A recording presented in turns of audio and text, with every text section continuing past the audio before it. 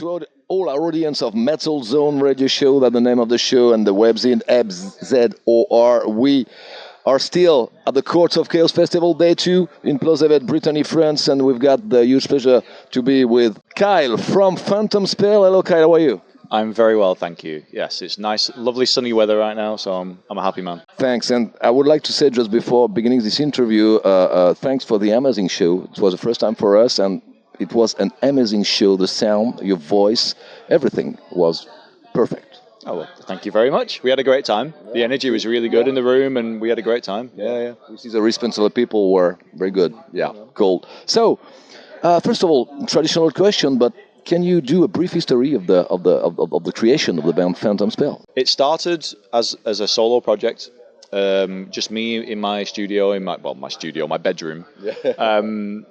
And yeah, it was just an outlet, basically explore all of the ideas that I had that didn't fit with I have another band called Seven Sisters, and I had some ideas that didn't quite fit. So I had this sort of urge to try and explore the more like 70s style stuff, basically, and it came about from that. I wrote one song, which was Keep On Running, which was the first single that I released, and it just sort of spiraled from there, really. I didn't know what to expect. I didn't expect for there to be such a reaction to the project. But yeah, and now from that, I have now got a live band, The albums, all of the recordings that you can hear are still just me doing the recording and the mixing and all that kind of stuff. But I have a live band now, and yeah, man, it's taken off. It's going really well. You were talking about the band members that accompany you because you are from England, but I thought that you now live in Spain. That's right. Okay, so can you introduce us to the band members that play with you? Yeah, of course. So on bass guitar, we've got Miguel Moreno, and he also plays in a few bands in Murcia, where all of the guys are from. Okay.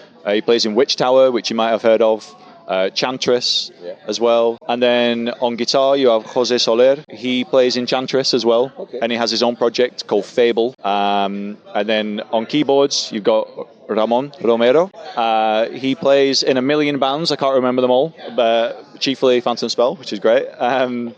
He's actually a bassist. He's one of those just obscenely talented people. He's studying at the conservatory in Murcia. He's studying composition. He can sing, he can play guitar, he can play bass, everything.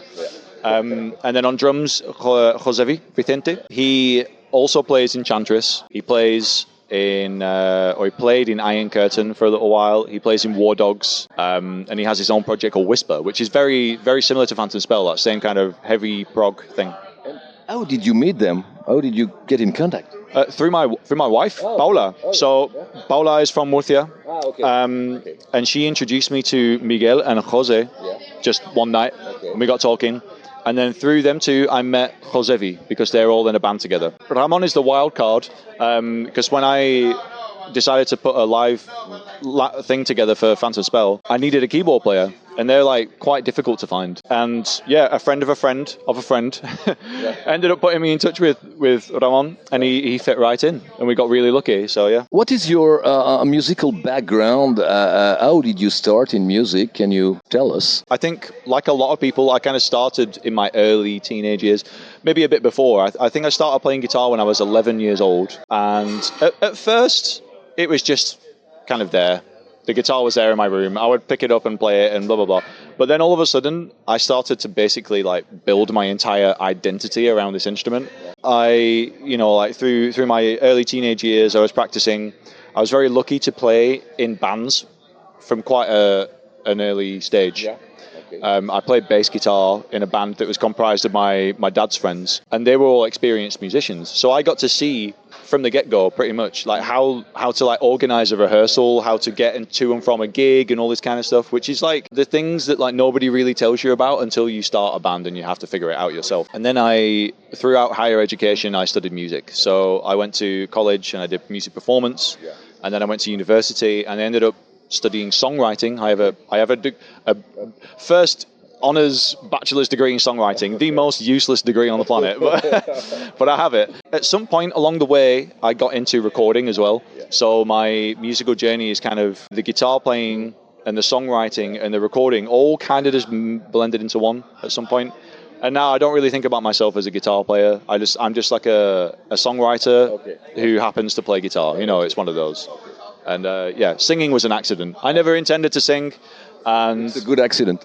Well, now it is. I had a lot of early teething pains, you might say. Because I started singing for Seven Sisters when we were looking for a singer, and we just couldn't find anyone. And during practice, I was singing just to fill the space. And then all of a sudden, it was like, well, why don't you just carry on singing? It was like, okay. I kind of had to learn on the job. It took me a few years. I can't really listen to the early Seven Sisters records without cringing a little bit, but now I'm happy. Do you remember the first piece of music, of rock music or hard rock music that caught your ears? Okay, I've got very, very early memories. Maybe I was 4 or 5 years old. Sat on the rug in the front room of my house listening to the Beastie Boys. It was just on. My mum and my dad were always into music, and they were always playing music around the house. You know, there's a lot of that. There's a lot of Beastie Boys, a lot of 90s stuff, a lot of Pearl Jam, a lot of Alice in Chains, a lot of Pink Floyd. So I think Pink Floyd were the first band where I started to remember the songs. You know, like I'd heard them so much that I could replay them in my head. So I really remember connecting with Pink Floyd because they're so melodious, right? Even the guitar work is really melodious, and you can remember it very, very easily. So I would say probably Pink Floyd. You often mention 70s prog as a key influence. Was there a specific album or a musician that fundamentally changed the way you approach the songwriting? Oh. Big question. Maybe I can't say a specific musician because a lot of those bands used to write as a group, or maybe the songs were so complex that there would be 3 or 4 different sections by 3 or 4 different musicians. But in terms of what really struck a chord with me, Genesis, 100%. Like early Genesis, listening to Selling England by the Pound, it just unlocked something in my brain. It was like music that was made for my particular brain, you know. But later on, I discovered Kansas as well, and Kansas I really enjoy their theatrical sort of the way that they write songs. The song structures aren't necessarily typical song structures. They're quite, like I say, theatrical. They flow very much like Queen as well. My granddad was a huge Queen fan, so he would always tell me and play Queen. And that's definitely worked its way in there. I really love Queen now.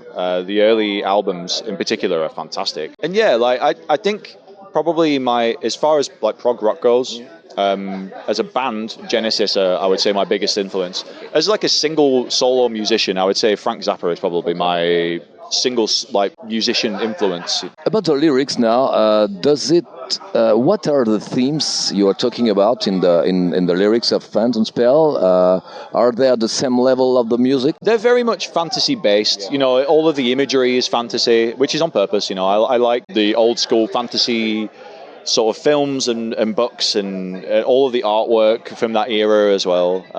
So I want it to belong in that universe. But there are some songs that are just purely fantasy, and some that are more based on just my personal experiences, my personal, things that I've been going through. Some that are definitely more political. On the latest album, the theme, Heather and Half, just sort of an appreciation for home. I moved away from my hometown when I was 18 years old. I moved down to London to study, and now I live in Spain. And whenever I go back to Burnley, I've never had the best relationship with my hometown. It's not a great place to be if you're, maybe, a little bit, I'm bisexual, right? And I look like I look, and I'm left wing. And being in Burnley, being all of those things, is just never a good combination. But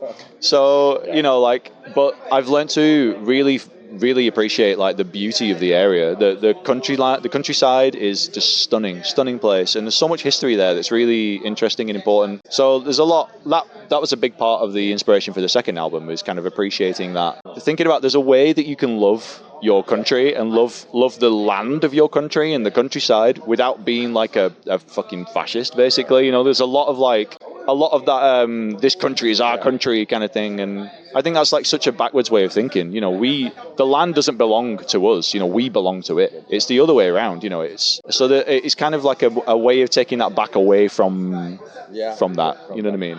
I want to have now your opinion about the technology that takes an essential role for many years now, social media, networks, etc. What is your opinion about that? It's a double-edged sword. 100% a double-edged sword, because I couldn't do what I do without social media. I resent the expectation of that social media has to be like, you have to do certain things and you have to make certain videos and follow trends, and I'm just not interested in doing that. There's like a bunch of really, it's a bit of a tangent, but like there's like a strain of like meme that you find online, and it's like a picture of like a really famous musician, like a picture of Miles Davis with his stern look, looking into the camera, and it's like, imagine asking this guy a TikTok reel every single day. You know what I mean? Just imagine that. Imagine asking Frank Zappa to make, you know, an Instagram post every day. It just wouldn't happen, right? But like I said, like there are many positive aspects too, because, you know, I wouldn't be able to do what I do without it. I've made connections with so many people because of it. The issue isn't so much with social media as in the idea of social media. It's just the way now that it's like it's been twisted into something that basically the way it's censored, the way that you're guided, the way that you're like, it's designed to be addictive. It's been twisted into something that isn't representative of being social whatsoever. You know, it's completely not. It's anti-social media. Ha ha ha. You know, boomer joke, but it's true, right? There's nothing social about it in that way. The way that it's designed to work. So yeah, you know, it's a shame. It's a real shame. The internet has done wonders for the music industry, and the way that it's put the power back in the artist's hands, and it's taken the power away from behind this mysterious curtain where all the business happens. There's a lot of power now in the artist's hands. What is the future for the band? After this show, do you have other shows, concerts, summer festivals planned at the moment? Yes, we do. We've got, after this, we're playing in the UK. Before that, we're playing in Germany at Burning Q Festival, which is in like northwest Germany near Hamburg. And then we're playing in the UK, in Sheffield, near from where I'm from, actually. So that'd be nice. At the Cosmic Vibrations Festival. And then we're playing in Norway at Heavy Nights Festival. And then we're doing a weekend of shows in Greece, like headline shows. Because we played at Up the Hammers earlier this year. We have kind of fallen in love with being in Greece and being in Athens. It's a beautiful place. So we're going back for a weekend of shows. And then, you know, at some point, I guess a new album as well. Whenever that happens, process of starting to write new material for it now. So hopefully sooner rather than later. Be patient, it's going to come. Yeah, it's going to come. Okay, thank you very much, Kyle, for this interview. It was a pleasure to talk to you. The word of the end is for you. And I just want to say thank you for having me. And yeah, I hope everybody stays safe out there and look after each other and love each other and make nice food, listen to good music. This was Kyle from Final Spell at the Courts of Chaos Festival, second day, 7th edition at PLOZEVET, Brittany, France. Thank you very much. Bye-bye. Goodbye.